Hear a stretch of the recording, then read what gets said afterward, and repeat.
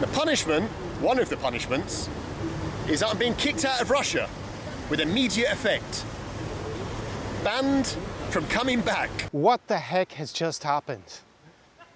Benjamin Rich, aka Mr. Bald of Bald and Bankrupt fame, the main purveyor of Soviet nostalgia here on YouTube, has been what? Detained in a Russian prison cell for several days and then apparently deported and now cannot go back to Russia. Is this a case of friendly fire? First, he cannot come back to Ukraine apparently, and now Russia. Has Russia cancelled Mr. Bald? Let's go find out. Поехали. Tsar Experience. So I expect most people who've clicked on this video to actually know who I'm talking about, Benjamin Rich, aka Mr. Bald and Bankrupt fame here on YouTube. But just a short synopsis, he is a British YouTuber who has made a huge name for himself by filming his travel adventures through countries mainly in the former Soviet Union, so like Russia, like here in Ukraine, I'm in Odessa, Mama in the south of Ukraine, Belarus, whereas he's been Kazakhstan, I think, and some countries in the Baltics, for example, like Estonia. And one thing he did that I think made him quite renowned was he, through his travel adventures, kind of more spontaneous, conversational style with the local people, actually humanized the people in the region quite a bit, which is kind of not normally the stereotype that I think a lot of people in the West have of people this far east in Europe, that they're actually pretty personable and friendly. Что у вас есть здесь? О, что у вас есть? Ого, это вы сама сделаете? Да. Хорошо, сколько стоит? 10. 10? Давайте тогда, я буду купить. Now in this video, I'm going to break it down into 3 parts because there are 3 big revelations that have come forward. First, we have the video on Bald and Bankrupt's channel, which describes his detention and deportation in quite dramatic circumstances. Second, we have a propaganda video of sorts from the Russian government that was released a few days later. And thirdly, we have an Instagram post by Benjamin Rich himself that clarifies or gives us hints towards what has actually happened, because this is a belter of a story, shall we say. Tsar Experience. I was really surprised when I saw his video about being deported, because I've just been struck by how absent his criticism of the war or of Russia or of Putin has been, in particular since this war has started. And actually he's been making lots of comments that kind of indicate that the opposite, I would say. For example, under the YouTube videos, also kind of gaslighting a little bit Ukraine and the West before the war by egging on his buddy Johnny FD on Russia Today, the Russian propaganda channel in English. And for example, his support of Andrew Tate, another guy I reacted to here on my channel, who has made lots of pro-Putin comments. What I can say is I do respect Putin. I respect him. For me, it just looks pretty crazy. I mean, Ben, Bald and Bankrupt, especially after he says that he can't come back to Ukraine. The Russians have cancelled him. Is that possible? What is going on here? I was thrown in a Russian prison for a few days and then sent to court. So there's been plenty of theories floating about here on YouTube since this all started a little bit over a week ago. For example, people thought that maybe it was connected with his detention in Kazakhstan by the Russian authorities, because there's a cosmodrome there that's leased by Russia from Kazakhstan, and he got detained and he got fined, and he made a video about that. But at the same time, he had gone to Russia's ally Syria since the war started, and actually he clearly had the permission of the Syrian authorities to be there. He seemed to have a handler who brought him around. He went to Aleppo, which was bombed by Russian forces at the same time when Mariupol, the city here in Ukraine where Ben has actually been himself, was under siege and was basically been razed to the ground almost entirely by the Russian forces. A very odd decision to make. So for me, I just couldn't see that even if he got in trouble in the other places, that they would really care. Come on, he's like doing these videos that, you know, seem to be in the interest of the Russian government. So the first thing I did when I saw his dramatic video about being detained in the Russian Far East, this is a very obscure part of Russia, it's called the Jewish Autonomous Oblast, he was in the capital there, is I went and I looked online, because I'm a lawyer by training, I went and looked at the courts in the capital of the Jewish Autonomous Oblast, I found a court case involving Benjamin Rich on the website of the Rayon Court in Birobidzhan, which is, if I'm pronouncing that correctly, it's the capital of the Jewish Autonomous Oblast. I've never been there personally. It's on the border with China, I believe, judging by Ben's video. And there's actually a link there. It says that he was prosecuted under Article 20.3.3, which is kind of a catch-all law for suppressing any discontent, public dissent, to Russia's invasion of Ukraine in Russia, right? It's a new law that they introduced since the start of the invasion, I believe. So you can be prosecuted for discrediting the Russian military, which is very vague. What is discrediting? Basically saying something negative about Russia's decision to invade or anything to do with the war. So that struck me as, again, very odd that was the particular article that he was prosecuted on. It seems like he was convicted of an administrative offense, looking at the website, because I didn't remember him actually saying anything negative about the war in any of his videos or anything on Instagram that I could see. And then I clicked on the hyperlink on the website to read the judgment, and it seems to have been deleted by the Russian authorities. Really, really strange. So you can't actually read the judgment of the court. So I was thinking, wow, this is bizarre as a lawyer. Like, now we can't read the judgment. This looks dodgy as hell, that he's been convicted by this kind of obscure regional court. And that can happen, but why not, arrest him at the airport if he said these things previously, or unless it's something new that he said when he was there. And then a lot was revealed by a propaganda video. That's the way I'm going to describe it. A lot of people online describe it as an interrogation video. I don't think it's an interrogation video. More about that is revealed in Ben's Instagram post that I'll come to just after we take a look at this very dramatic video. He is wearing the same shirt that he was wearing in the video when he was stopped in the Jewish Autonomous Oblast, making a video about Jewish culture. Obviously from the name, you get that historically there have been Jews in this region of Russia. And he doesn't, to me, seem to be really under that much duress when he's answering the questions that appear to be posed by the Russian authorities. And this is a very different situation to someone being, say, like a prisoner of war that I've commented on in my videos on this channel, like Aiden Aslan, for example, where you have the Geneva Conventions, and clearly he's under duress, and you basically shouldn't even watch any of those kind of videos. This is a video in which he basically answers a series of questions that appears for the Russian government about why he allegedly criticized Putin and the war. So let's jump into it. It is really interesting how this is all framed. So the first question is, why did you write on your channel that Putin is crazy? Два причины есть. Первая причина, знаете, Запад и Англия, наши СМИ постоянно делают давление, что, как сказать, против России, можно так сказать, и особо против ваш президент. И, конечно, это было влияние на меня. Я слышал это только этого. И я был там, когда я был там в Украине. Это было очень рано, война. Я думаю, что это сумасшедшее решение. Я не понял в это время совсем подробностей, почему это все повезло. Просто, война, почему? И, я сказал, что я сказал. So there he says he actually wrote it. I don't remember where that was, but apparently the Russian authorities saw it. And he basically says he had lack of information. That sounds a bit of a BS kind of reasoning. And yeah, he wasn't I don't think he was watching the BBC every day and believing it, considering previously written a comment about how cool Russia Today was, for example, which is a Russia propaganda channel in English. So yeah, that isn't really that convincing. Когда у вас есть лицо на YouTube, если вы хотите зарабатывать деньги еще, вам надо что-то сказать, что они хотят слышать, и что люди хотят слышать. Если нет, это будет проблема для вас. Так, я думаю, что это надо так писать, то, что у меня нету проблем с YouTube. It's very interesting. He says that, you have to say what people want to hear.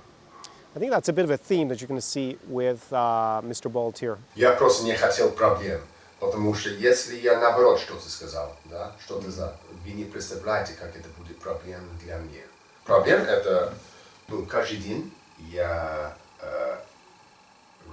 принесу много угроз из людей.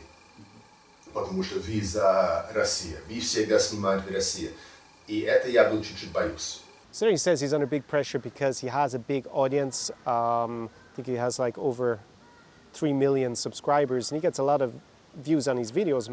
Normally, I think it's over 1 million views per video. And yeah, you have a lot of crazy people out there who are going to just threaten you no matter what your point of view is. And obviously, at the moment with a war in the region, with Russia invading here, if you're seen as pro-Russian, you can expect there are going to be a few Ukrainians who are going to be pretty pissed at you.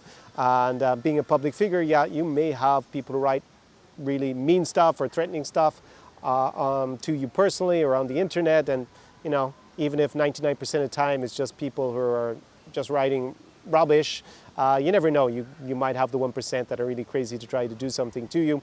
And in fact, I remember that Ben himself, he had an issue in Chechnya in Russia when he went there that basically they forced him to apologize for a comment he made in a YouTube video on his Instagram channel. Честно говоря, я не хотел оскорбить Чечня или люди здесь, но это было случайно, но я понимаю сам сейчас, что это здесь не привык. Это некрасивый был. И я прошу прощения люди в Чечне. Yeah, you can't have these crazy people who are going to threaten you. So that seems actually fair enough as a comment. Специальная операция уже что 4-5 месяцев. И у меня было много времени узнавать больше информации про эту ситуацию. Почему Россия это сделала? Почему они сделали это решение? В первые дни я не понял, просто сразу война, почему? А сейчас, конечно, я прочитал, я узнавал информацию из разных мест, и я понял, что надо очистить этого района из, фашистов, можно так сказать. So this is really, really bad. He's basically repeating a casus belli by the Russian government for invading Ukraine. And there he says it's to basically cleanse the place of fascists. And that is basically a justification for attempting a genocide. Because basically you can, as Russia more or less does, as anyone who resists the Russian invasion is a Nazi, a fascist. They start throwing out all these names and they justify killing him. He actually uses the word cleanse, chista, to clean up, which is pretty frightening actually as a word to use.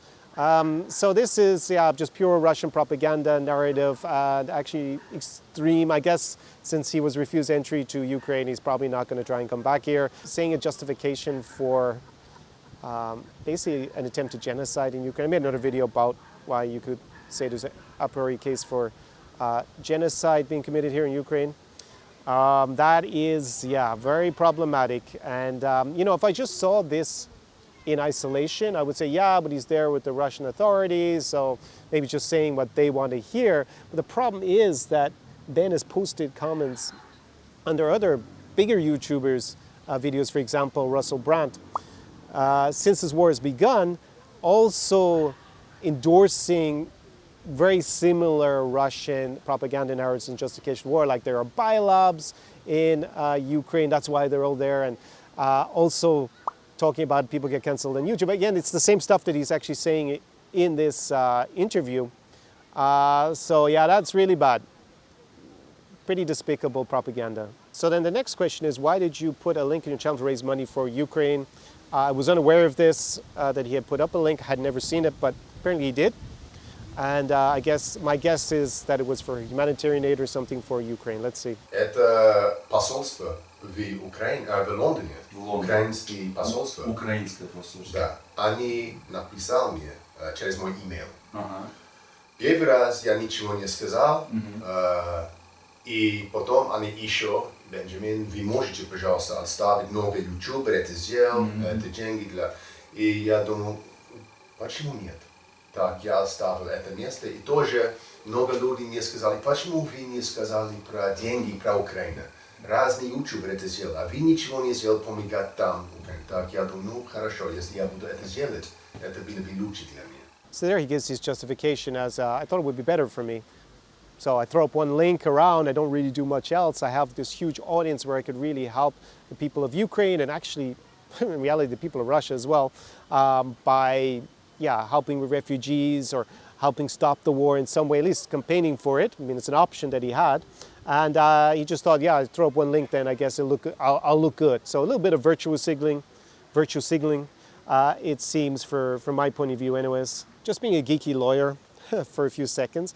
What I find really interesting here, because he was, it appears like he was convicted anyways under this law to stifle dissent in Russia, that he made these comments, as far as I'm aware, when he was not in Russia. He made them when he was probably, I guess, somewhere else in Europe.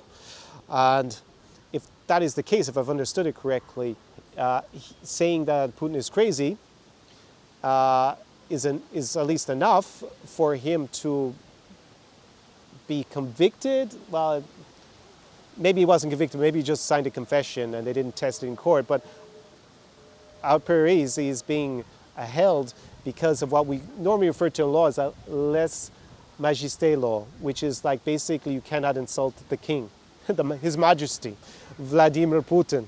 You cannot say anything negative. And normally that comes up in the media. We get a lot of coverage that when it's in Thailand, for example, foreigners, they go to Thailand, they say something negative about the king, and then they get in trouble because they're there in the country and that's what you're not allowed to do.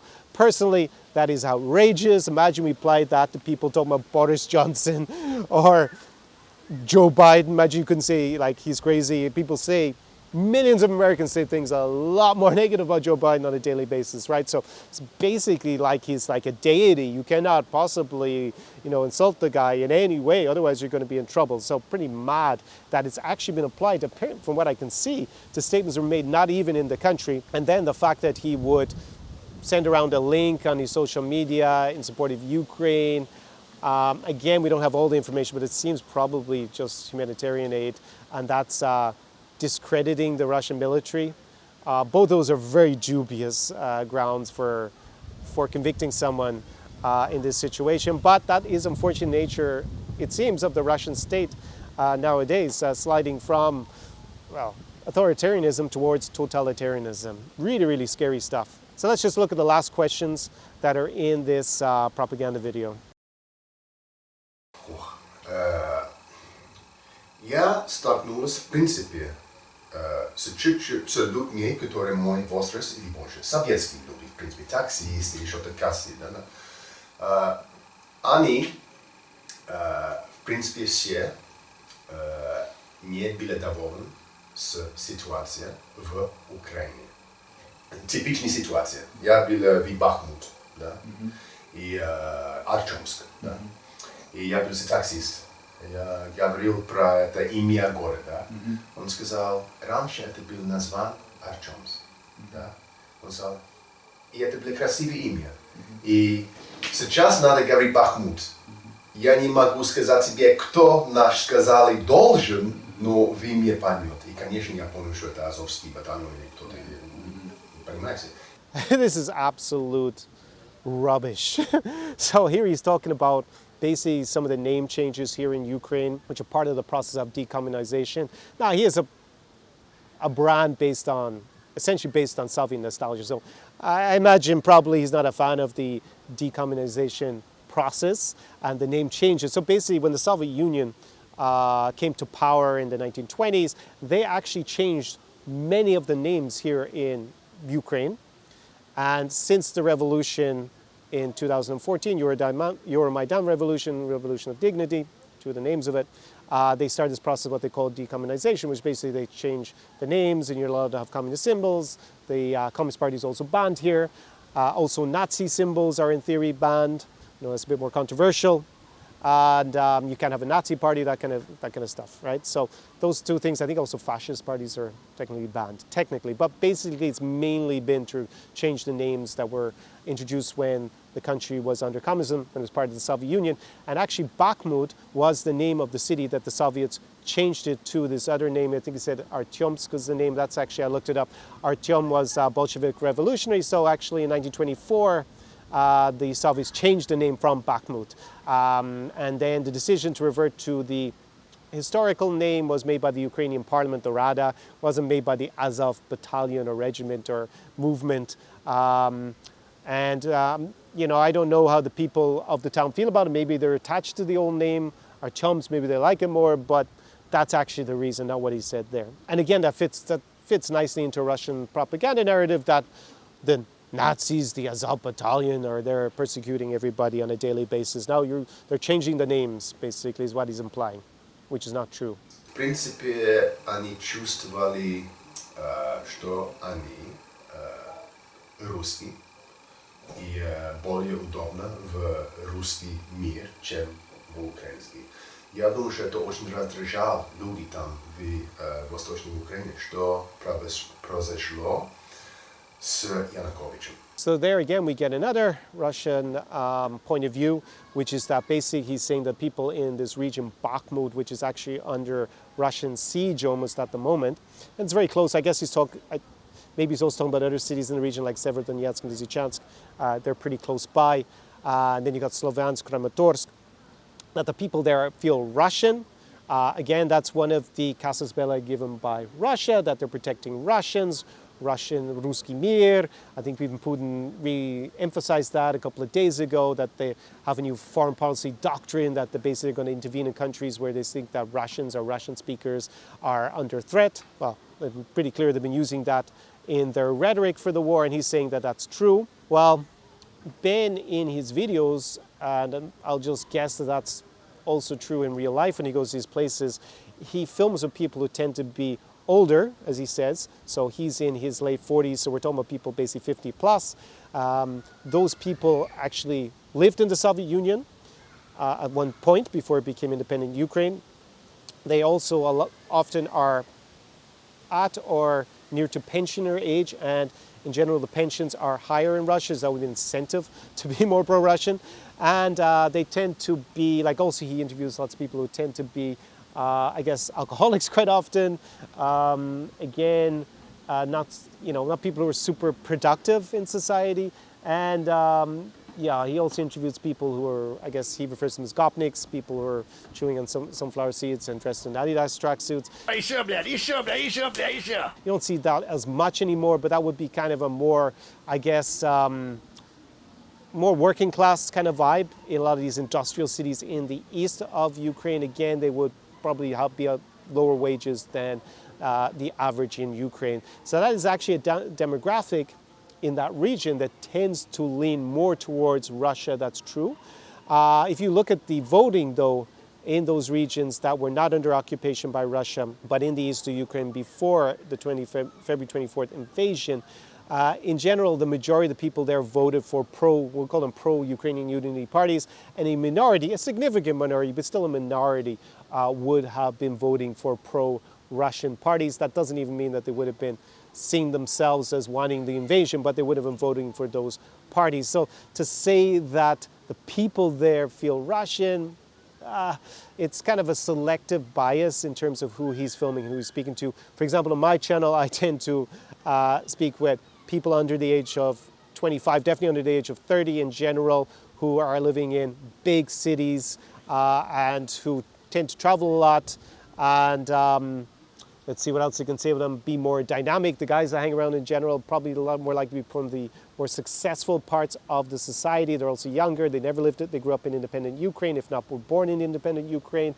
And if I were to say that in those regions like here in Odessa, that yeah, everybody feels Ukrainian before this February 24th invasion, it would not be true. There are people who don't or didn't. I think there are a lot less of those people now since the invasion started, dramatically less. But if I were to say just the people I interview are representative of all Ukraine, that would not be true. So I think you definitely have selection bias there. And what he said is just patently not the case. But there is a section of society that does feel that way. То, что это были их президент типа, и потом революция, понимаете, да? И потом сразу, где наш президент? Потому что западные люди не хотели ему. Это очень раздражало. И после этого они не были довольны в Украине. Yeah, I think that's true. The people that Ben is quoting would have been very irritated by Yanukovych losing power because the votes for him were strongest in those regions in the east and south of Ukraine. And they would have seen him as their president. That's clear. The people who voted for him, and it's likely that the people that Ben is talking to and filming in general lean in that way. So that is fair enough once you understand that it's a selection bias. I don't know why he put up air quotes for revolution. Even if you are against the Euromaidan uprising or change of power, overthrow of power. It was definitely a revolution. We don't have to agree with revolution. It kind of indicates that he personally doesn't agree with it, if he's going to put it in air quotes.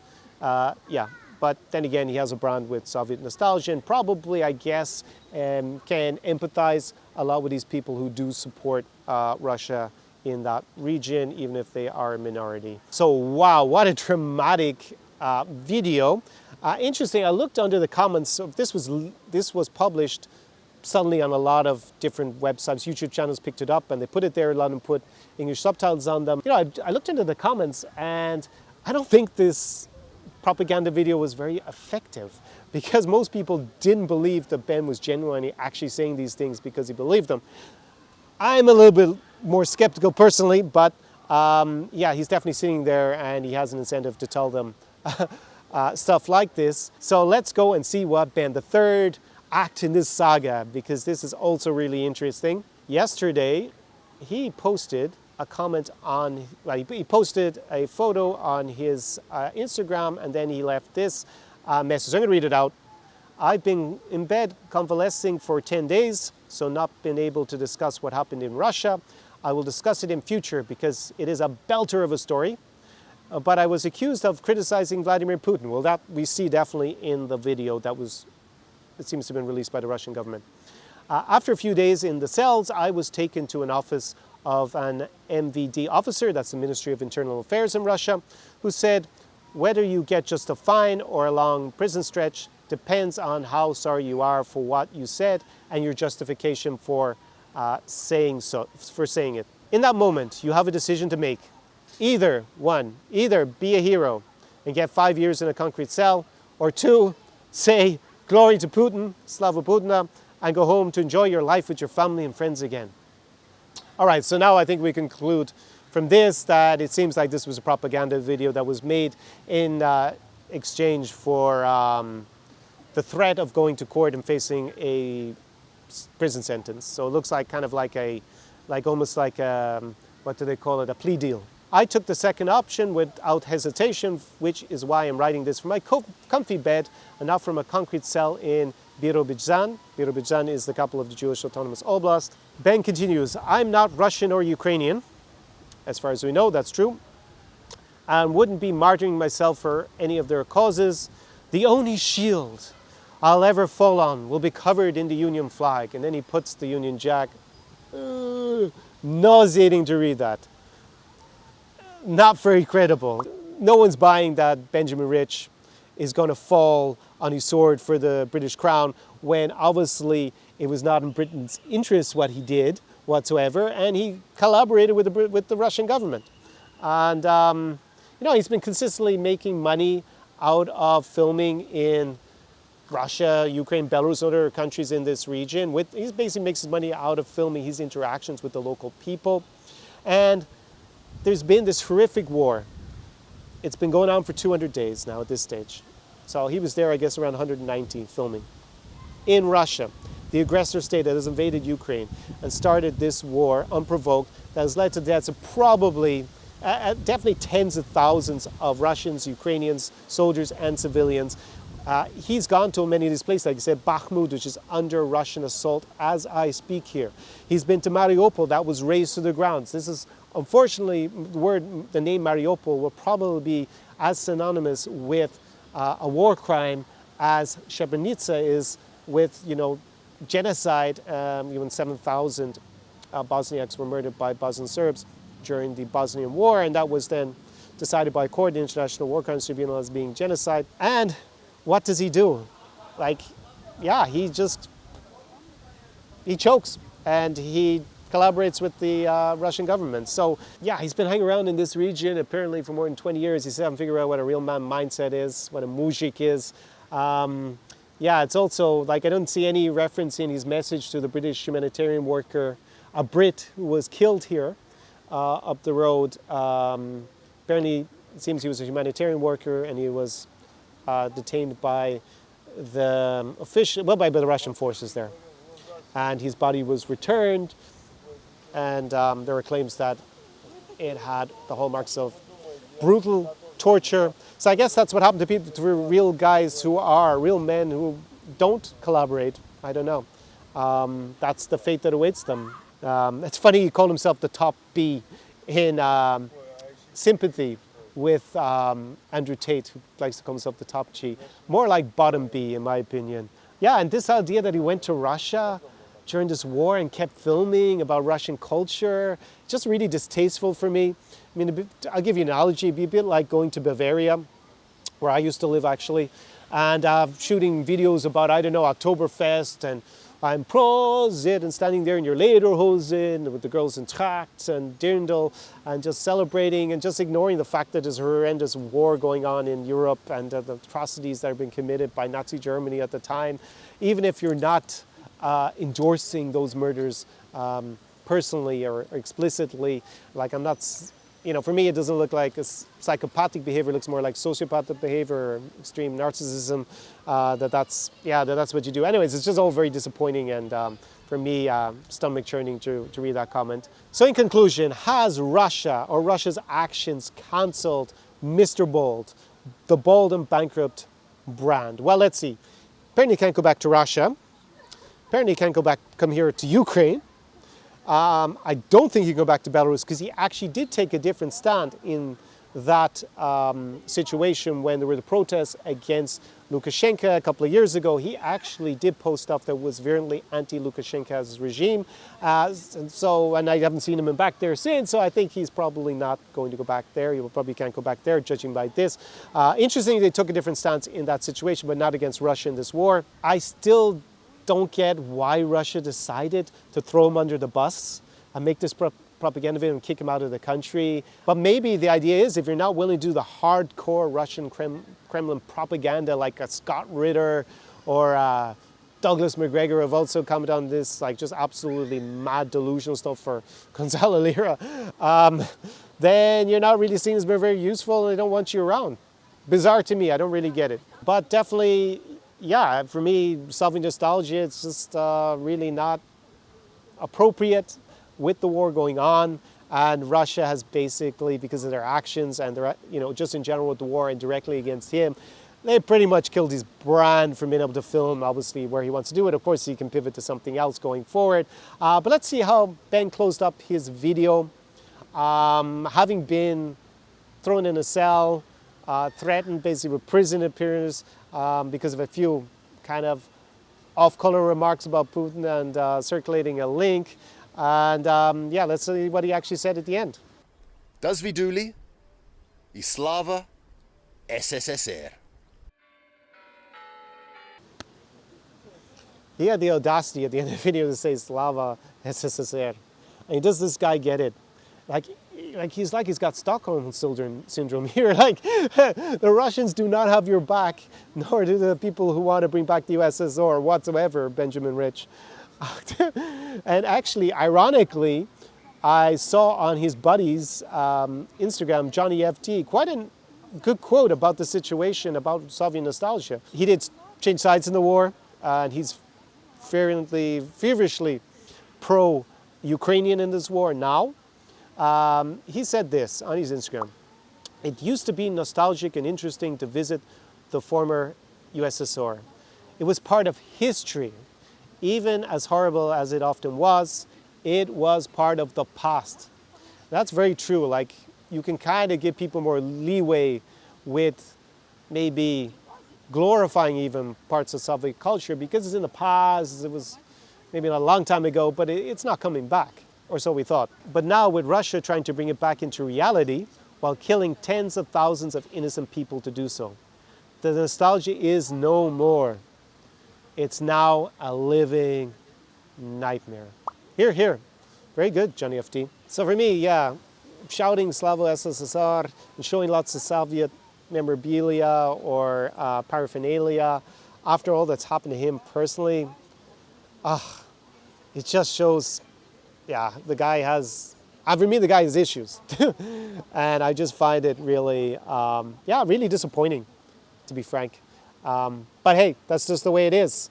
So from a place that definitely doesn't glorify the Soviet Union, from a city that has stood strong, a region that stood strong, I'm here in southern Ukraine, over that direction. The Ukrainian forces have been taking back a lot of territory in the last week or so in Kherson Oblast and in Mykolaiv Oblast. And they've been taking down those Soviet flags, those flags of Russian occupation. So from Free Odessa Mama, you know, after 200 days of war, I made a kind of emotional video coming back here. I wasn't sure if I would ever get to see the city again because I had been to Donetsk before Russia started invading Ukraine in 2014 with Crimea and the war in Donbass. And I've never got to go back to that city. They destroyed the airport in the fighting that I actually flew into. So I'm really grateful to the armed forces of Ukraine and the people of Ukraine that they have so far resisted the invasion heroically, and long may it continue, and that those flags that have been raised, that Ben seems to endorse all the time in his videos, that they get taken down one by one. Slava Ukraini, Героям слава, смерть радянської ностальгії. Tsar Experience.